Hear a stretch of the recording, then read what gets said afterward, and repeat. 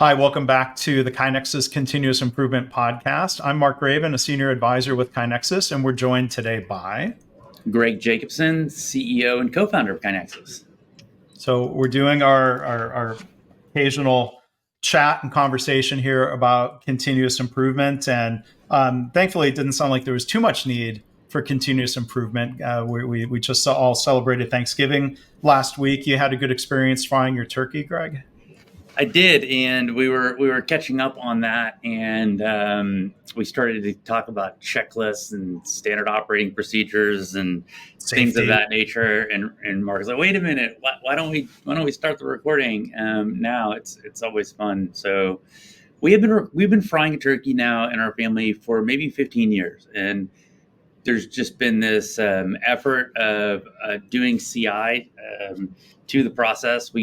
I don't think I've ever explicitly stated that we were doing that, but just kind of evolved. And as I've gotten older, and as the rest of the family has gotten older, I feel like I'm going to be the main person organizing that process sooner rather than later. So I started to take notes this time, and started to document my observations and start really a standard operating procedure. And then you said, "Oh, I'm sure you started a checklist." And that reminded me, no, I actually hadn't started a checklist, but I probably need to. That's a pretty interesting question, Mark. Do you think that, do you do standard operating procedure first? Do you do checklist first? Do those happen simultaneously? Does it matter? I mean, like, to me, a checklist is a form of standardized work. Yeah.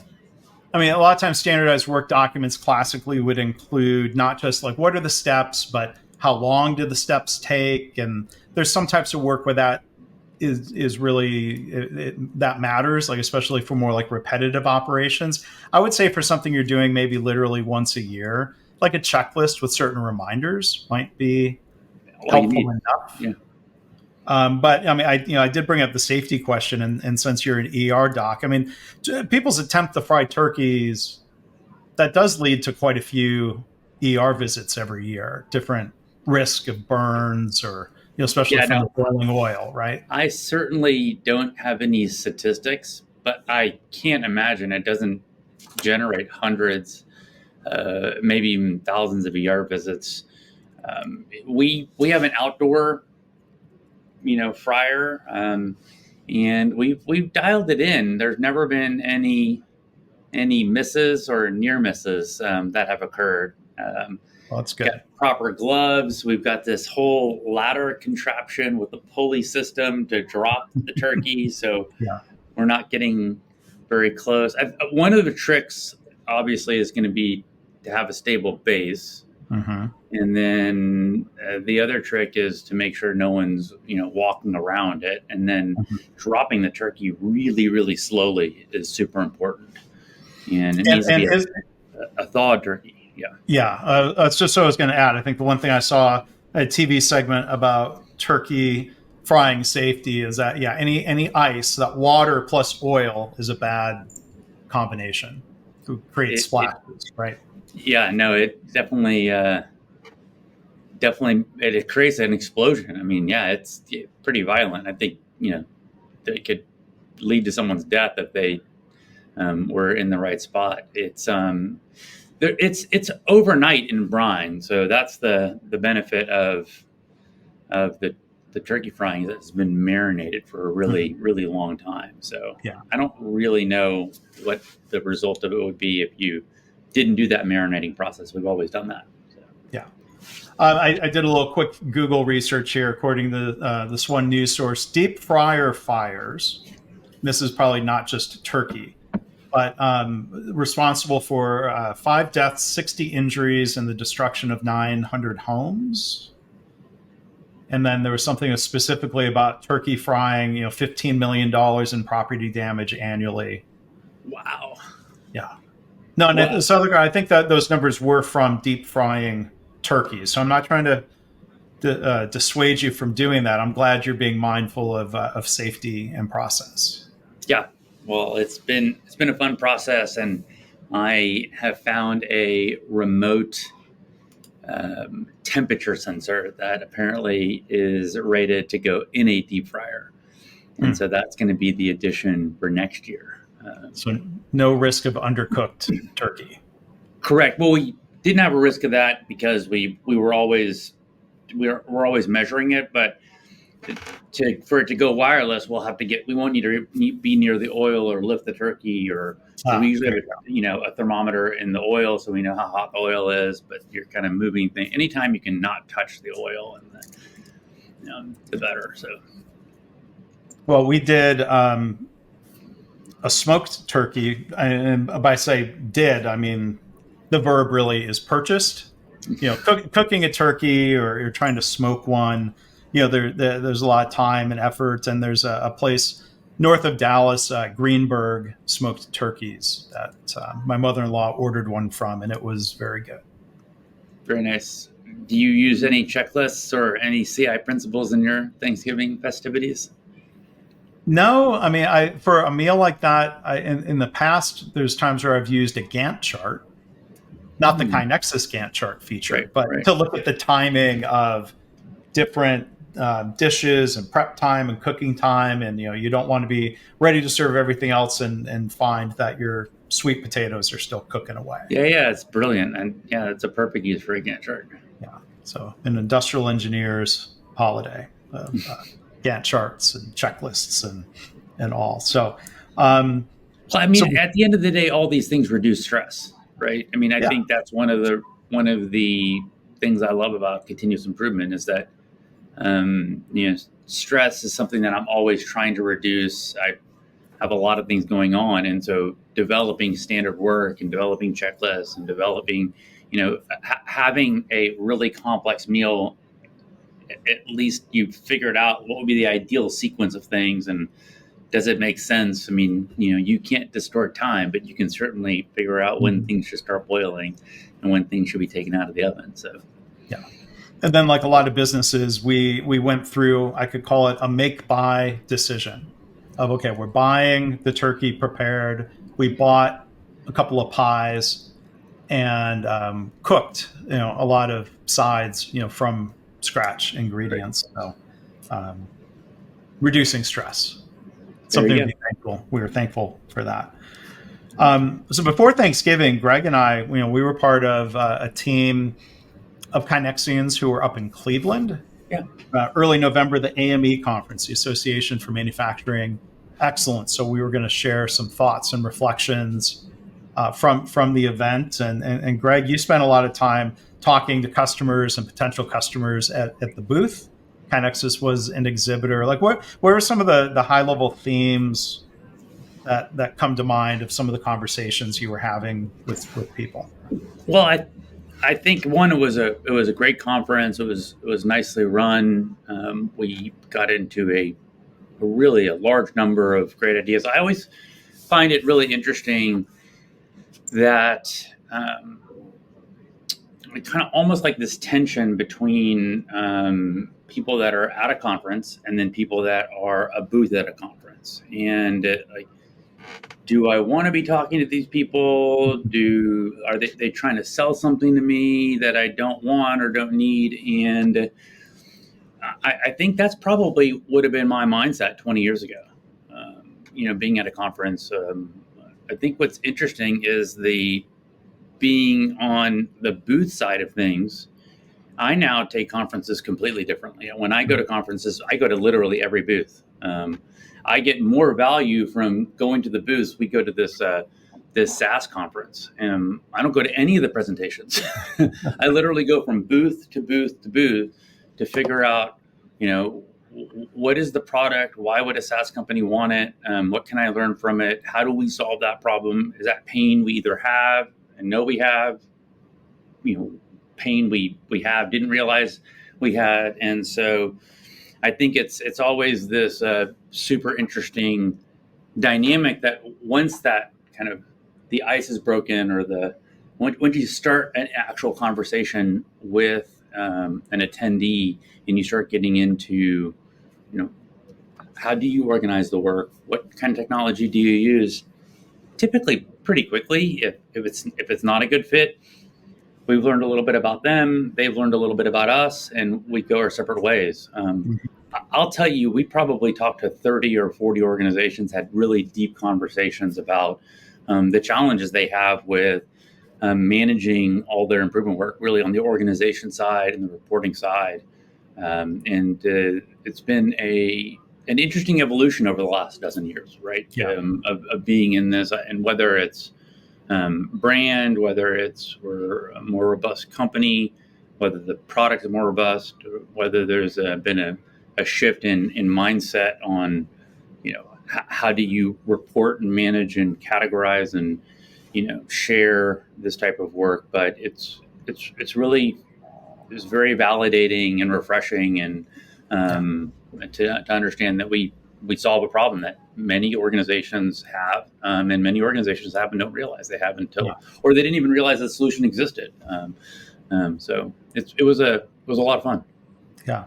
Compared to a decade ago, I think back then there was more of this almost kind of reflexive resistance to technology. Like, my sensei taught me technology is bad, and Toyota doesn't use technology, which isn't true. And, we should always do it with paper and pencil. Okay, well, fine. And then, okay, we're not a fit for you. But nowadays, people more often than not they're using some sort of technology. And I know you and Jeff and Matt Banna, Jeff Roussel was also there. You're asking people, so what technology are you using? Like, what's the most common answer that you are getting to that question if they're not a KaiNexus customer? Excel is definitely the number one technology that I think CI practitioners use, just in general. Yeah, and then I think you can pepper in some SharePoint, you can pepper in some custom built solutions.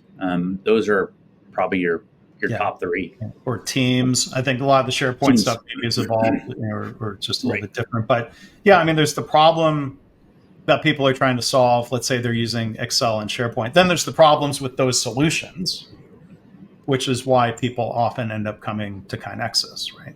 Yeah, and I think what's interesting, spreadsheets are incredibly powerful. I use spreadsheets multiple times a day to solve, obviously, all the things that people use spreadsheets to solve.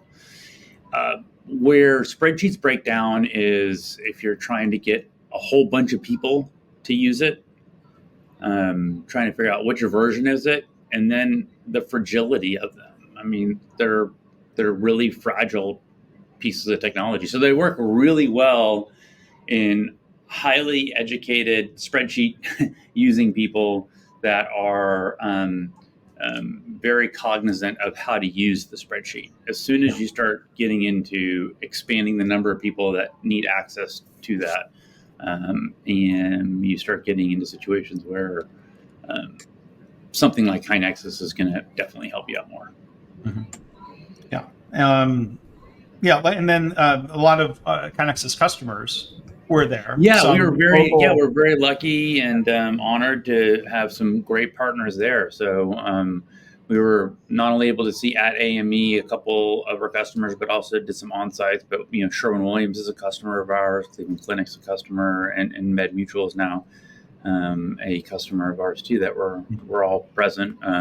Winland Foods, we saw someone from there. I might be missing one or two, but it was just a lot of fun to see people in person. You were also in lots of conversations, Mark. Was there any things that stood out to you? Any conversations or themes?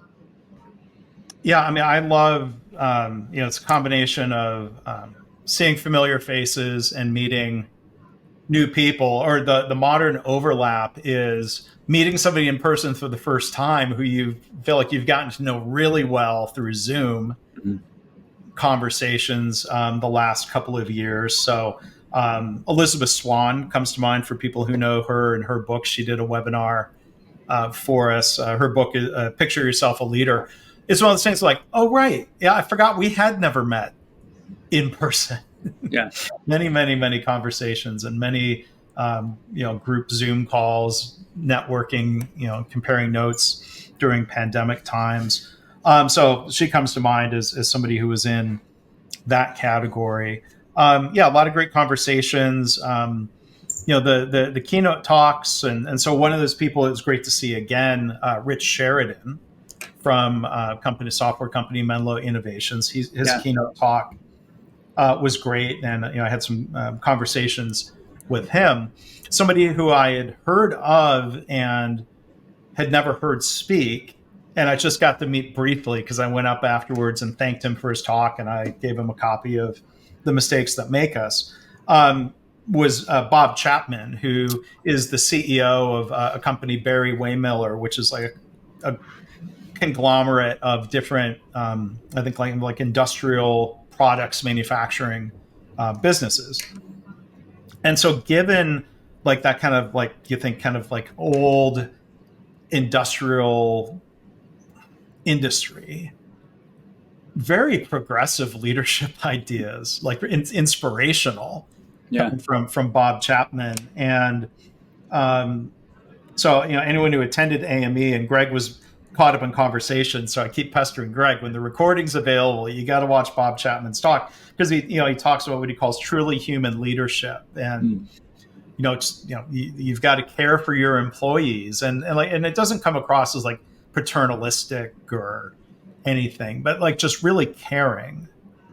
And there's a TEDx talk that I can point people to in the show notes if they don't have access to the AME talk. But Bob Chapman was talking about the importance of learning from mistakes. So that's where I felt like, okay, I've gotten in. I'm going to come shove a copy of a book at them.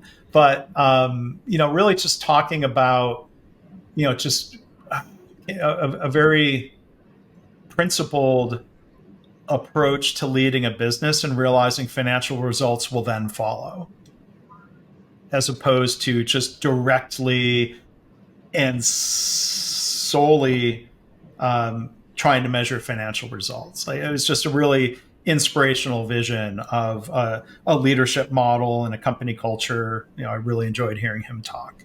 I don't feel like I'm summarizing it real well, but people can go watch his TEDx talk.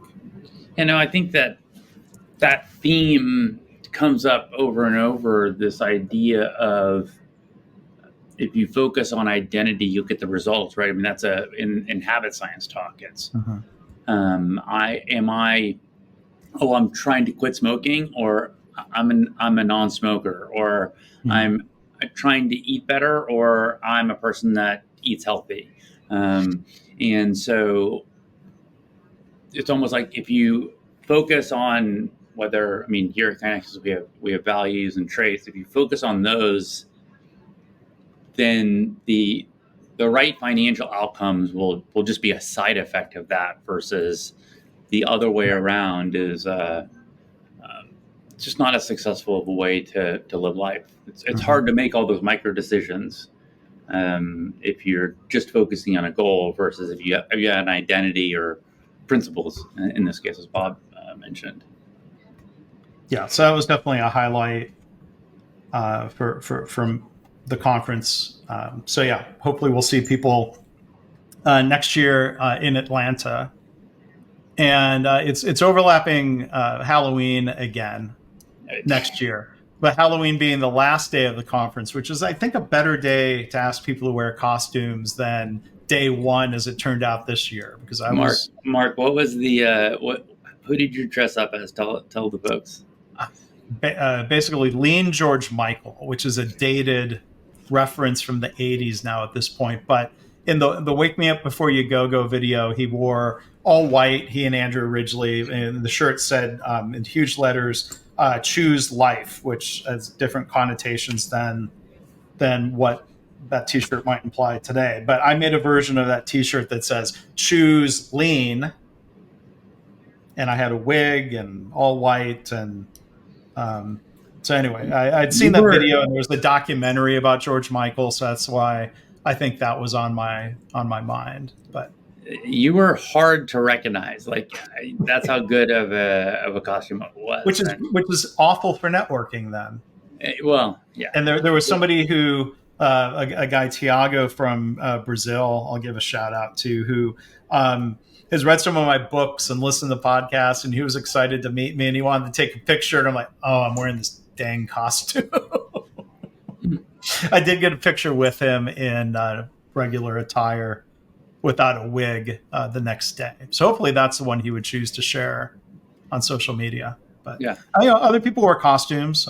There was a continuous improvement Barbie and Ken. Mm-hmm. There was some, there were some good costumes. But you mentioned Menlo, and I'm reading a book where they were featured, and I hate to say this, I don't remember the exact book, but I believe it's Critical Influence. And that made me think that one of the things we wanted to do over kind of the next several podcasts was to go back to Chris Burnham's questions that he asked us back on those. So I didn't know if that was supposed to be a good time to transition. Yeah. That is a great segue, because you started and I was going to carry the segue across that line. So yeah, we have a list of questions. Our dear friend Chris Burnham, when he was with us and he hosted the Lean Leadership podcast, we encourage people to go check that out. Even though he passed away, the podcast is going to remain online, thankfully, and people can go check that out. But we have his list of standard questions, and we're doing one or two each time we do one of these episodes. So book related, do you have a favorite book, author or mentor that you would recommend to our listeners? Now, Greg, it might be hard to pin you down on just one book. We could talk about a different book each time, I'm sure. Right. Well, I'll start, and then I'm interested to hear what you're currently reading. I'll start with just a couple books that I'm currently reading right now. One is The Critical Influence, which is, I think, in its third edition, and prior editions of it was Influencers. And I think they changed the name because influencer in the social media world has come to mean something different. Right. And this book is really about how do you influence people. And one of the lines that comes from the very beginning is something to the effect of intentional influence is leadership. And so I thought that's really wonderful. They talk a little bit about the difference between influence versus manipulation. I think that's a really important concept to make sure we're not talking about manipulating people. We're talking about influencing people. Right. And it goes into really kind of this 6-box approach to thinking through areas that one would need to think about in order to influence a large group of people. And been really just thrilled with it. This is the second time I'm listening to it. And it does weave a lot of the kind of business and social concepts that have been written about over the last number of years. But there's talk of continuous improvement in there. There's talk about habit science.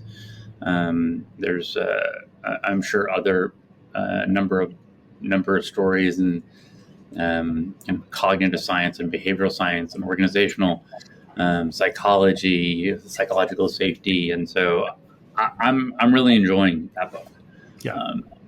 And the title again is? It's Critical Influence, or Crucial. Hold on, let me just get it. Crucial Influence: Leadership Skills to Create Lasting Behavior Change. Looks like that. Joseph Grenny, Kenny Patterson, and 3 others. Crucial Influence. The other third edition, it says. Yes. Third edition, yep. The other book I'm going through right now is Never Lose an Employee Again by Joey Coleman, which we did as a book club about 3 years ago, his Never Lose a Customer Again. And he has taken some of the kind of principles in Never Lose a Customer Again and then applied them to onboarding employees, basically, and integrating employees into a company culture. And I'm really enjoying that. It's fun. He does the audio for his books, and so his personality kind of rings out there. And then just because it's not important, but it's always nice to go to a number of 5. I would love to answer. I always think Daniel Pink's book Drive is a really important book to understand what's driving people, what motivates people.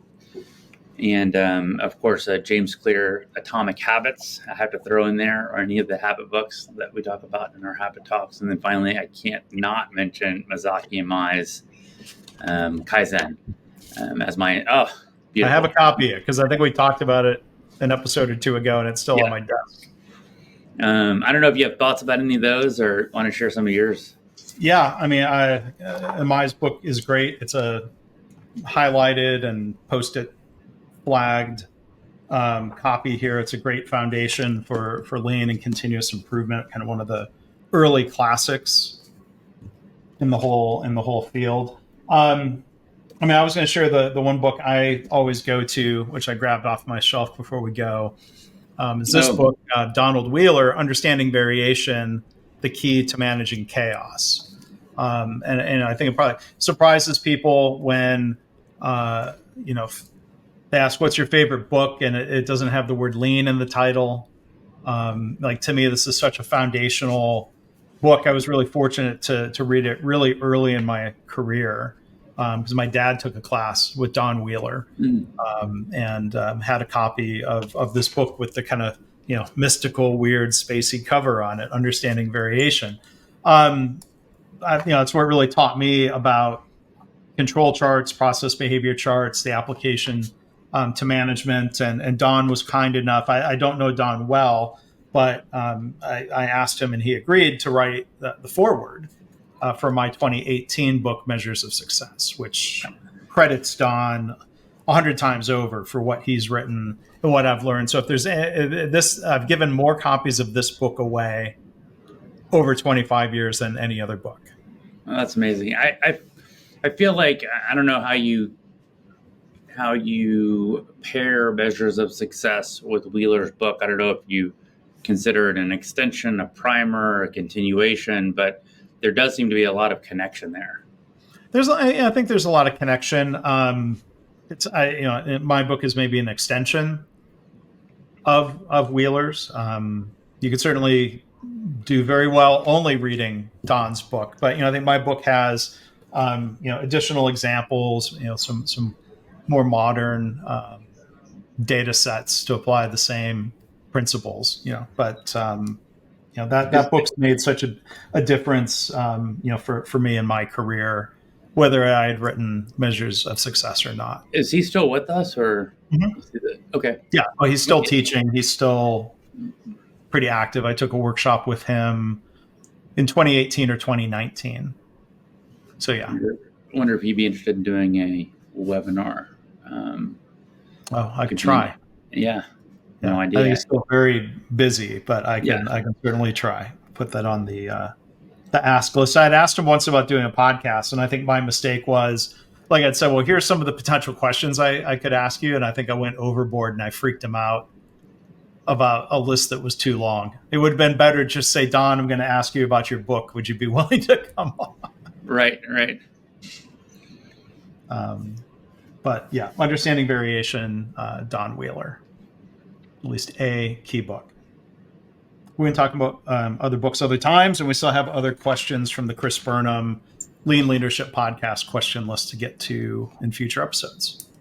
It's great. I'm always amazed at how fast a half an hour goes when we get to chatting about lean and continuous improvement. It does. And I want to thank the listener, viewer. You can add a comment if you're watching on YouTube. Tell us what's your favorite book, your author or mentor that you would recommend to people. We'd love to hear from you on that. Or you could always share that with me, mark@kinexus.com. It would just be interesting to see and hear. We can add that as comments online somewhere when we share it on social media. We'll invite people to answer that question themselves. So, Greg, as always, thanks again for doing this. It's probably the last one we're going to do here in 2023. So we'll ring in 2024, the new year, and a new episode. How's that? So I'll say what my fifth grade librarian would always get me on. My elementary school, I had her for many years. She would always at the end of December, I always say, "See you next year," and I always be like, "What? Oh, yes, next year." So we'll see you kind of next year. Would that work this time, Mark? It works as well as it ever works. Thanks so much, Mark. Thanks, Greg.